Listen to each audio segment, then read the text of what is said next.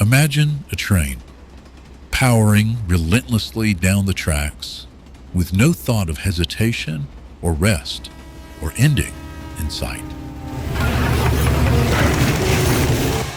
No matter the terrain, no matter the obstacle, it keeps going. Unstoppable and unyielding. This is the life of a first responder. When the call comes, they don't falter. They can't. They head straight into the chaos, into the danger, while everyone else is running in the opposite direction. A firefighter rushes into a burning home to save a child. A paramedic battles time and odds to revive a crash victim. A police officer faces down an armed suspect, knowing a split-second decision could change everything. But what happens when the weight that they carry becomes just too much to bear? When that train, full of courage and of sacrifice, begins to strain under the pressure. When the relentless pace takes its toll on those brave enough to face the unimaginable day after day. That's where Restoring Responders comes in. We are the lifeline for the first responders who have given everything to protect us. Like a station on that endless track, we provide a point to finally stop, to breathe, and to process the trauma they endure on the job. A chance for them to step off that relentless track, if only for a moment, and begin the process of restoration. This job, the job of a first responder comes with such a heaviness and a responsibility. It's taxing on the soul. That's just the regular job itself, and then you put on top of that a critical incident, the fact that, you almost lost your life. I've been a police officer now for about 10 years. And in February of 2017, I had a life-altering experience while answering a call for service. I just found it very difficult to share what I've seen and what I went through with people that didn't understand it at all. And so I didn't want to open up. I don't even really know how to say what I needed. I just knew I needed something else. And I came to realize over the last few years that we need each other.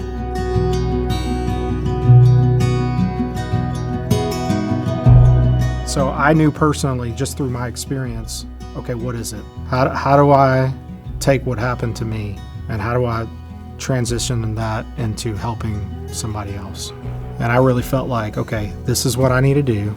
I want to provide a retreat, a high-end retreat, to get these men and women away from their circumstances, away from their situations, and provide them with an opportunity to get around each other, shared experiences, and man, honestly, just to love on them and say, hey, you're not alone, you're appreciated, you're loved, you're wanted. The job you do is extremely difficult.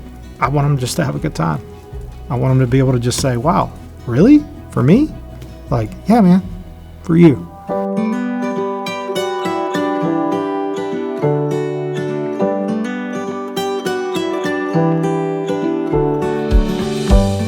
Thing about Restoring Responders is take these firemen and these police officers on these retreats and these events to get to create a safe place for them to say dangerous things that maybe they've never said to anybody else, and be fully known and be fully seen, and share my struggles, share the critical incidents I've walked through. They're always serving other people. We want to serve them, be a blessing to them, and help them restore and be refreshed so that they can stay in the game for the long haul. We talk a lot about pushing the pause button to provide a space for these men to push pause and say, you know what, for 5 days, we got you. We're here. We're going to love on you. We're going to provide you with good food, incredible scenery, but to push pause and just let them heal.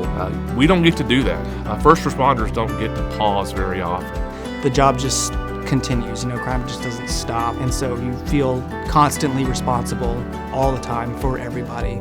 And so it's really, really hard to turn your mind off, to turn your body off. and it becomes mentally and physically exhausting. But the environment we were in was so peaceful. It was so calm. It was so beautiful. Just sitting right there beside the lake, on the mountains. It was like you got a lot of chaos in your head, but you open your eyes and you can see peace. We like to take them far off the grid and put them in a boat floating down the river, Montana, Wyoming, Coeur d'Alene, Idaho, to where there's not a care in the world. Their mind is off of all their responsibilities, and their number one responsibility is to have fun, to be refreshed, and to care for themselves. They're always caring for other people and be able to unplug. And then whenever the peace begins to come, the rest begins to come, and then it's like truth comes out. For being able to step in and relax and kind of get to a point in a headspace where I didn't have to worry about washing over my shoulder. I could just sit here, relax, talk to everybody, and be open, which is really refreshing. I remember calling my wife and telling her I wasn't coming home. I told her just send me up some more clothes, I wasn't coming home. That's what brings me joy, is knowing that by them doing that, they're able to go back home refreshed, their load lightened. And so now they can do their job. And they feel appreciated, they feel wanted, they feel loved.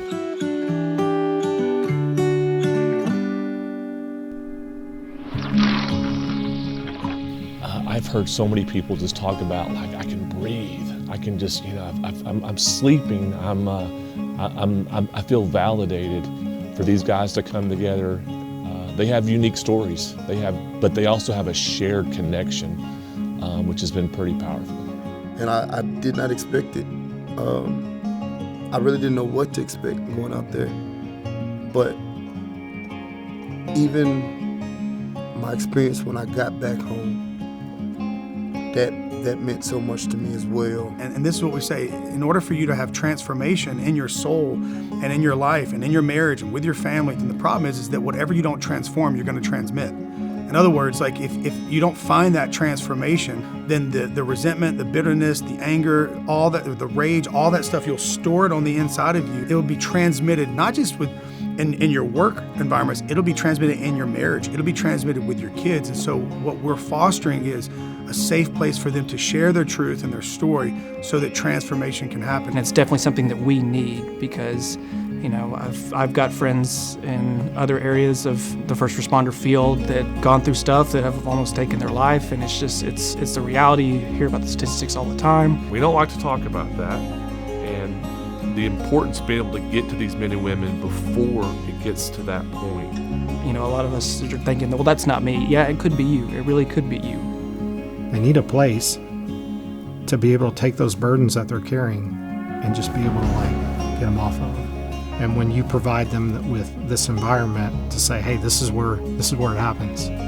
This is where you can let some of that stuff go and know that it's not just you letting go, but it's that guy over there too, and that girl over there, and this other gentleman.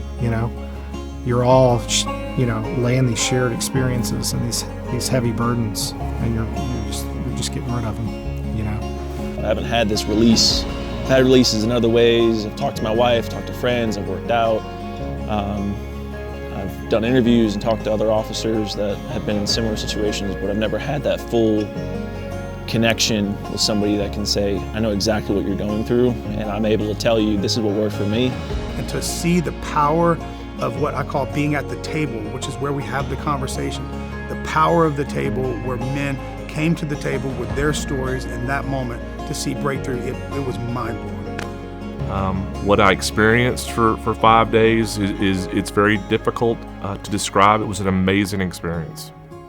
We really want to be there for each other. If I can help carry your load because it's getting too heavy for you, help me, I'll take some of that on. And I just think that's been really, really valuable. It's been really valuable for me. Because my wife could see the difference in me.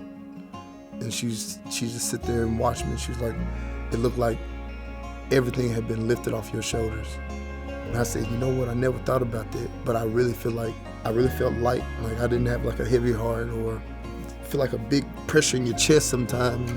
It's kind of hard to breathe. And I was very grateful that somebody else seen that in me because I was happy just to be there. I don't really know what would have happened for me had not somebody reached out to me. It's very rare to get off that train. For law enforcement, you're looking at 25, 30 years. It's hard for that train to stop. And I think what Nick was able to do is say, we're gonna pull into this station, we're gonna get you guys off this train, we're gonna let you guys rest. We're gonna let you guys heal. And that to me is the most healing experience that one can go through.